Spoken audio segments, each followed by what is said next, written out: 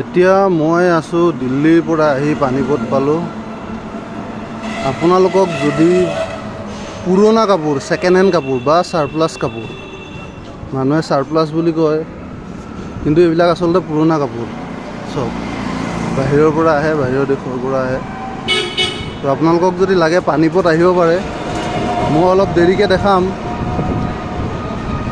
যে এইবিলাক একচুৱেলি আচলতে এইবিলাক চব পুৰণা কাপোৰ হয়। মানুহে কয় যে চাৰপ্লাছ কাপোৰ কিবা কিবি, ইংৰাজীত কৈ দিয়ে চাৰপ্লাছ বুলি, কিন্তু এইবিলাক আচলতে অল্ড ক্লথ হয়, পুৰণা কাপোৰ। আৰু মই কাপোৰটো নি থাকোঁ বহুত বছৰ আগৰ পৰাই।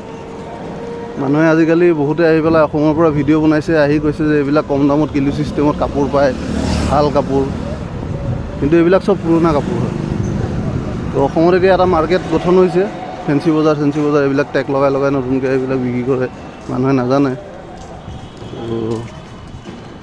যদি লাগে কাৰোবাক মোৰ লগতো কণ্টেক্ট কৰিব পাৰে, নহ'লে এই পানীপত চাই লওক। পানীপত এতিয়া মই বৰচাদটোত যাম, তাতে এভেইলেবল এইবিলাক আছে।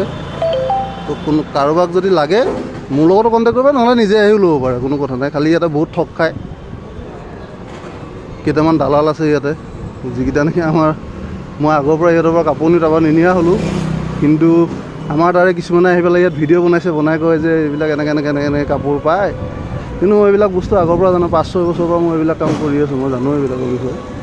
গতিকে কাৰোবাক যদি লাগে কণ্টেক্ট কৰিব পাৰে, আৰু যদি নিজে আহে নিজেও আহিব পাৰে। মই কণ্টেক্ট নাম্বাৰটো দি দিম চবৰে, আহি কিনি লৈ যাব পাৰে।